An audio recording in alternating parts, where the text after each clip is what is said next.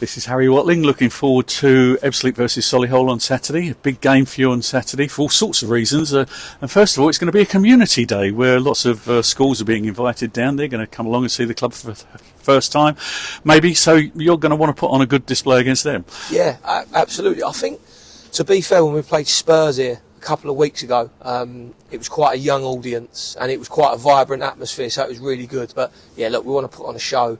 Lots of goals in the right end, so they keep coming back, and we create fans for generations to come. And that enthusiasm off the terraces can rub off on the players, can't it? Yeah, that's the idea. So, but we have to give people something to cheer for. So it's give and take.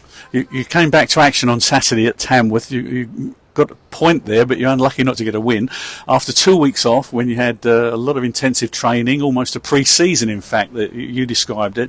Did you see in the Tamworth game, did you see any kind of measurable improvement over what you saw before that break? Lots. I thought we got around the pitch a lot quicker. I thought there was a lot more snap in our press. And with the ball on the counter, we looked a little bit more explosive. I see lots. I made a lot of changes in the game, down to performances in that kind of mini break that we had, and I thought the players gave me everything. The only downside was we was hamstrung, excuse the pun, by one or two that were on limited minutes. I didn't want to take off the pitch that I had to keep them for the longer term, without sort of going through every single player. But Toby Edser and Jim Kellerman had agreed minutes prior to the game, and I thought both were excellent. So for them to come off would weaken any team. But the guys coming on the pitch are coming on to try and finish the game for us. But all in all, I thought the performance was outstanding. So the fitness, you saw an improvement. What about the players taking on board the things that you're asking them to do? Did you see more progress with that? Yeah, and I think that comes, again, through some of the meetings that we had, some of the footage that we're going through. There's so much more clarity in the images that we're seeing. It looks a little bit more what we want it to look like. And I think, I have to say, probably post the Spurs game, that was the big thing for us in terms of Spurs was a great opponent. They played in front of us, so we was able to practice things. We go away to Tamworth, the total opposite in terms of style. We knew it was going to be on us, but we also knew there was going to be spaces to play. So the game plan there was defend against their style and play ours and try and beat them at football. And I thought, big chunks of the game we were very, very good. After the Maidstone FA Cup game, you said that you're probably a little way off being able to field your first choice team because of injuries and things.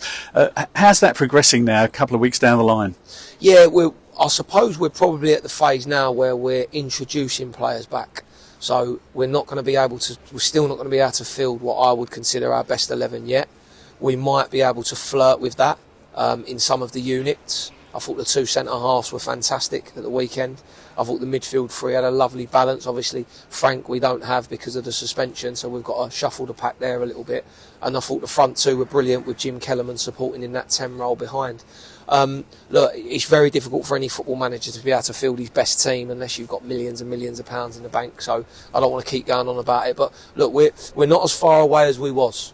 So I'm looking at my tactics board and I'm looking at the magnets and I'm looking at the names, and more are becoming available. We've just got to make sure that they're not breaking down when we're trying to reintroduce them back. I don't want to be too greedy. The fine balance is every game we have to get something out of, and we have to look at every game as a must-win game because of where we are and where we are in the season.